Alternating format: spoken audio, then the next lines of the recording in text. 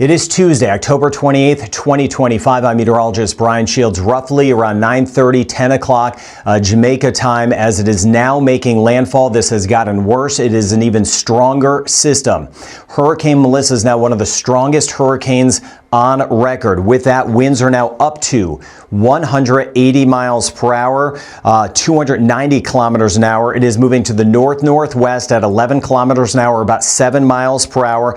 The pressure has dropped. A few days ago it was around 946, which is plenty low enough. When it drops, it is stronger. It is now below 900. The pressure is 896. That may actually bump up the winds eventually to around 185, but 180 to 185, this is a destructive and life-threatening situation as this continues to move in. You've done your part getting the word out, and now we are just kind of in some locations, as I've been letting my friends know, they are protecting themselves, really protecting their lives at this point in certain locations and doing the best they can as this works in. Right now, Westmoreland, St. Elizabeth, and Manchester, that's where this is coming on shore. Whether you're north of the eye, west of the eye, south of the eye, or east of the eye in this sector, that is the Eyewall. That's where we have the winds of near 180 to 185 miles per hour. Regardless of structure, that is a life-threatening situation. I was just when I was last in touch, I've lost touch with a lot of folks on the ground.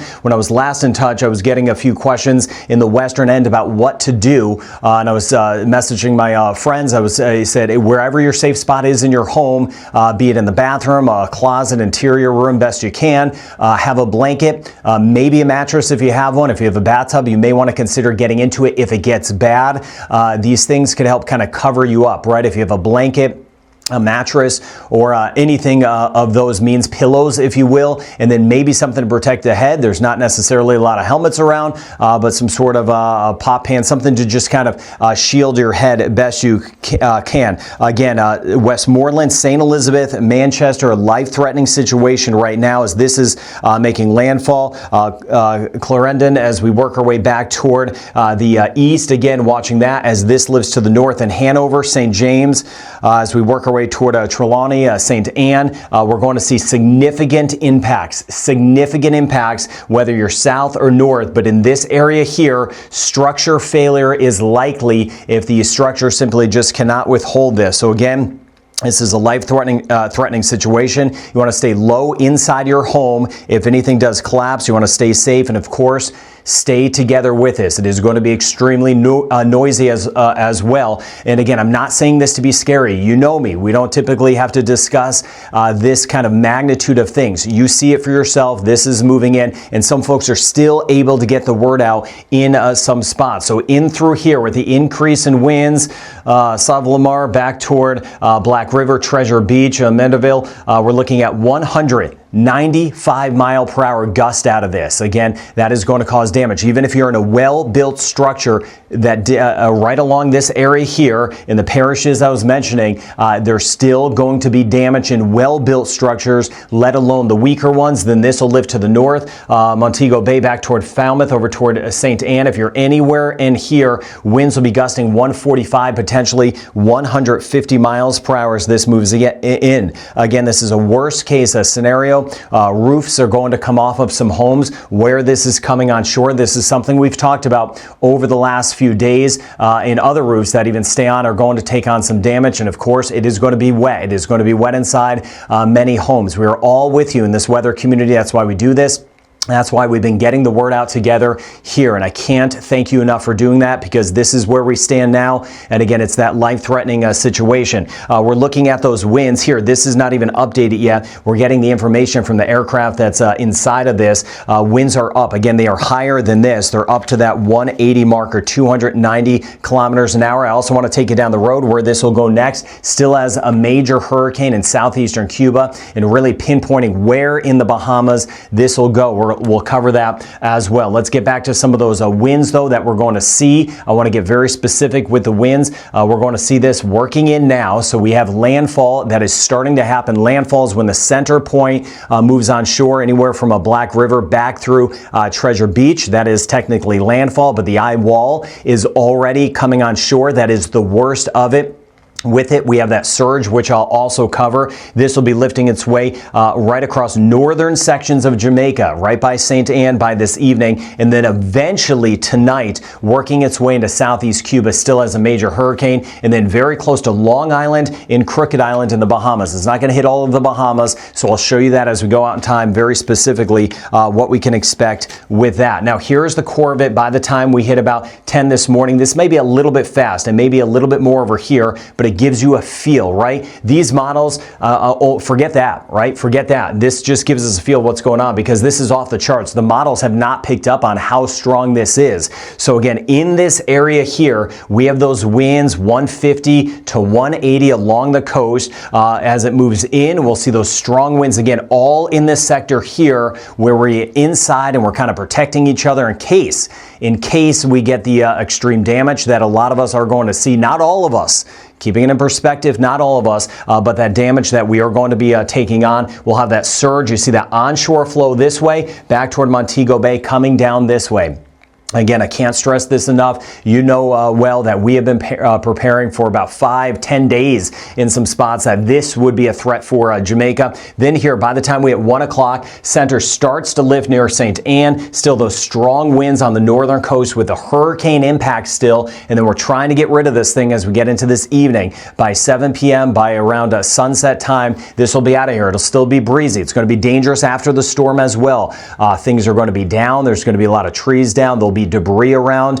Keep those shoes on if you do have to venture around a little bit in certain locations where there are power lines. We need to watch out for those because even though the power lines may look like they're on the ground and they're not live, power's been out, so that makes sense. There could be some power still in some of those lines. Do not touch any of those power lines that are down. That would kill you immediately. So again, we need to watch out for some of the threats afterward, right?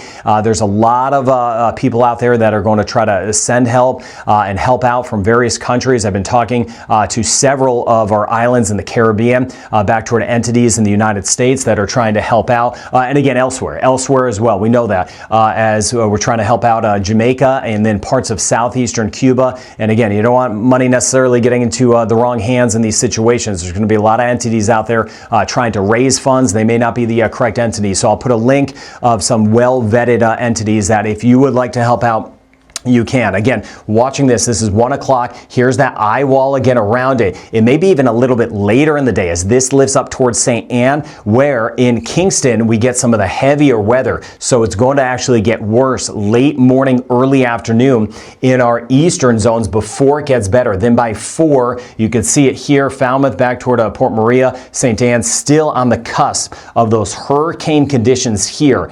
After that, we start to get bigger improvements. We will have already improved in our southern zones, still windy, but then as we get into this evening and sunset, this will get out of here. We'll pick up forward motion, which is what we need. Now, as far as the winds are concerned, I've upped these winds, 100, maybe 185, just right where it comes on shore, Black River, Treasure Beach, right in through here. I've been highlighting all of the parishes in my prior video too, if you want to go back and take a look at that, and then swinging up toward Falmouth, Montego Bay. Again, winds of about 130 miles per hour, 100 as you get over toward Port Antonio, and about 110. Could be a little bit higher in Kingston. We should have some higher gusts. Again, we'll see some of it just kind of building. So most of us, the worst has not happened yet. The worst is starting to happen and moving in right here. But for the rest of us, it's still working in. This thing has been such a slow mover. And again, it is still lifting to the north. But in this core in particular, I'm so very concerned about our friends in this area. Again, with all the shelter that we've been doing and everything we've been preparing, again, most folks, it's going to be a rough go, but are going to be okay. But there are going to be those structures that do fail in certain circumstances. You've seen this before. Again, I know this talk it's not something I like to say, but we've seen it. We've seen it with Dorian. We've seen it with Beryl, especially as it rolled through St. Vincent and the Grenadines. Not necessarily in Jamaica. This is way worse than what Beryl did for us in Jamaica last year. But we saw what happened when it was at its peak in parts of the Grenadines. As that moved by, this is more of the likes of a Dorian or of a Maria, something like that, and we've seen the scenes afterward. But that is why we together have been making those preparations, because this was going to be so powerful. And again, communities will get cut off from each other. It's already hard. I've had a lot of folks in the comments section trying to reach out to other people. It is very hard to get through. I've lost contact, as I was saying earlier, with some folks on the ground. I'm not in Jamaica. I hope to be there soon after. But again, it is very hard to communicate at this point. And communities themselves, it's going to be really hard to get around, especially if you're in some of the higher terrain. I was over toward Peppa's in Montego Bay with a restaurant that's a little bit higher. And I'm thinking of the homes as you get back through there. Winds are a little bit stronger, and there's certain roads that kind of curve around. If there's rock slides, mudslides because of the rain, and then some of the wind debris, that could kind of prevent you from kind of getting to other communities as we go forward. Now, you can see the surge as this moves in, 2.5 to about 4.5 meters. It could be higher, 9 to 15 feet right in here. This is the spot we've been highlighting for days and days and days with that surge that is going to be working in. So watching that, there will be the surge again, everything kind of lifting in. That is the abnormal rise in the water, and then you have the waves on top of that. The rain, that is already panning out. Again, we've had intense rain. It's going to be more intense as this moves in. We'll see some totals once this is all said and done, upwards of 750. Most will be a little bit less, but some record-breaking levels of rain on top of this as well. Rain total significant in southeastern Cuba, but it will start to lessen because, as I mentioned, it picks up forward speed as it continues to lift its way back toward the north. Now, the winds we're looking at here in southeastern Cuba are about 120 miles per hour. Could be a little bit more, could be a little bit less.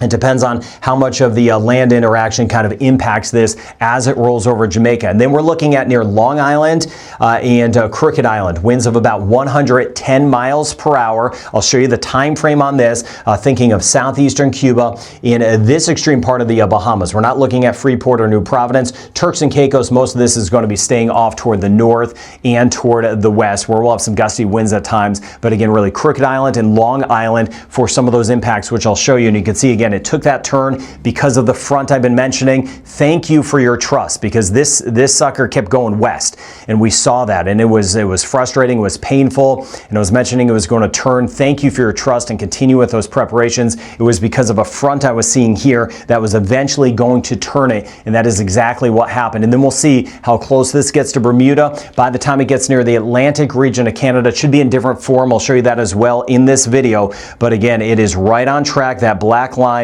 moving in, and then near Long Island, Crooked Island, as it passes over Cuba once we get into late tonight, early tomorrow, watching Bermuda, and then it should be in different form here as it lifts to the north and not nearly as strong. So powerful. Look at the models, how I mentioned those wind speeds, the stuff I was showing you. Almost all of the models have this with those wind speeds right in through here, but none of them are quite as strong as it actually is. But it is a powerful Category 5 hurricane right now. These models do different things. You could ignore those. There'll be that weakening because it's making landfall, so a little bit of weakening, then it runs into Cuba as we work our way into tonight. Winds could be over 120 depending on how this goes over Jamaica, but we've had some of the time to get the word out, and then eventually it'll work its way tomorrow, still as a powerful hurricane. I mentioned winds 110, maybe 120, Crooked Island, Long Island. Thankfully, it will not be a surprise in the sense we're making those preparations. We see it coming, so we are finishing those preparations in that section of the Bahamas right now. So here are the winds, and as I mentioned, again, this is why I always talk about it. I don't just say, I want to tell you, I don't just look at the models. The models are so very off in this as far as how strong this is, and that's why I've been highlighting the preparations we've needed to do. But you get a feel of kind of the wind field in the position of this. This is by the time we get into this evening, pulling its way really as we work our way to sunset, after sunset, pulling its way back towards southeastern Cuba. We'll see that surge from the eye all the way back toward Guantanamo Bay. So watching southeastern Cuba for the hurricane impacts very late today, tonight more so. And then there's the center, and then by just after midnight, pulling offshore, and then it will head right toward Crooked Island and Long Island right here. You can see the Turks and Caicos. I mentioned some of the gustier winds, 40, 50 miles per hour. So we're looking at about 80 kilometers kilometers an hour for some of the gusts, but the core of this hurricane is still a hurricane at this point. Will be in the Bahamas tomorrow morning and then eventually departing as we work our way into tomorrow afternoon. And then we'll monitor that down the road for Bermuda, which I'll show you in just a second. So here it is. By the time we get into the afternoon, the extreme hurricane impacts still throughout much of Jamaica. And then this center of this sitting, here's that core of that. And you can see the onshore flow and the rain already piling up back toward Cuba. And then the center will move its way toward Cuba. And you see some of the additional rain. Haiti and Jacmel, just got some good reports out of Jacmel. I was talking to one of my friends there this morning. He said they're doing okay, which is good news to pass along in many locations. You can see right here, there's the center of this. By the time we get into midnight, there's Guantanamo Bay, just to show you how close it is in extreme southeastern Cuba. And then here's Crooked Island, some other islands, a settlement back through there. We swing back toward Long Island here. Turks and Caicos, you can see how most of this stays back toward the north and west. This would be by tomorrow morning, and then deeper into the day, it would continue its way out. And then watching it, I don't like when, things just kind of, track storm start to finish, right? Because some folks may say, hey, this is out to sea. Well, out to sea, well, no, there's Bermuda. So I'm watching Bermuda, as you well know, got you covered with that. This is the first front that grabbed it, the one I was talking about that turned it. There's a second area that's going to kind of drive it a little bit closer to Bermuda. We'll see how this shakes out, but if there are impacts in Bermuda, it'll be late Thursday. It's definitely going to be weaker. We know that. It'll be a short period of time. It's really going to be accelerating. Then the Atlantic region of Canada, we're going to see a storm system working in late this week, and this almost should all combine. So either way, we're going to get some heavier rain, but there's what's left of it as we work our way into Friday afternoon. But watching the Atlantic region of Canada and seeing how close some of this may get toward Newfoundland and the Avalon Peninsula, but it may just get tied together. So of course, we've been in action mode. We're finishing the preps, Long Island, Crooked Island, and areas nearby. We're still keeping a very close eye on things in the Turks and Caicos, and we are finished with those preps best we can in southeast sections of Cuba as this continues to move in. So you want to be in your absolute safest spot you could be in the parishes I've been highlighting in the last video and this video. I'm trying to give you everything I got. I know I'm stumbling on some words and things like that. Lack of sleep, as you well know. So trying to give you everything just to stay safe. Have those items with you when you're getting in your safe spot. We still have, we're out of time in Jamaica, but it just where you are in your safe spot, grab a blanket, some pillows, that sort of thing to have with you. Now, if you get in the eye, if you are in the eye with that period of calm, it'll be calm for about 10 to 30 minutes. So with that, this is important too. With that, we're going to see a change in direction of the wind. So here, let me show you what we're talking about here. Let me switch back to this. Here's the eye of it. If you're in this, so this will come over near Black River and Treasure Beach. If you're in that eye, a 10 to 30 minute window where it is actually calm. Now, in that period of time, right in here, there's most likely going to be severe structure damage. So what you could do if you're in those locations, and I know this message is most likely not reaching certain folks at this point, I get it, but even down the road in future hurricanes, if you get stuck in that eye, you have about a 10 to 30 minute window to kind of adjust, just kind of right where you are, help kind of prop things up best you can, maybe grab an extra blanket, albeit it may be wet, something like that to have where you. So you do have a little bit of a window, but here's the catch. As this starts to lift in, once the back end of the eye wall comes in, it's going to be just as destructive, but the winds are going to be in a different direction. So if you've kind of been bracing yourself for the winds coming this way, once the eye comes in and then passes by and we have the other side of it moving in, the winds are going to be coming from the other direction. These sound like little things. These are critical when you're kind of fighting for your life and walls have fallen on you. So the winds are going to come from the other direction. So be mindful of that with that 10 to 13 minute wind or 10 to 30 minute window we will have. But winds about 180 to 185 as this comes on shore. This community stands behind Jamaica in the other locations as we go down the road, southeast Cuba, parts of the Bahamas, as this will eventually work its way back to the north. Please know that there are so many people within Jamaica, outside of Jamaica, that are thinking of you, praying for you with this system that is moving in. So again, I'm hoping everyone sees this around the world. Sometimes these things make the headlines for about a week and then it kind of goes away. way. I'm not going to let that happen on this channel and with this weather community.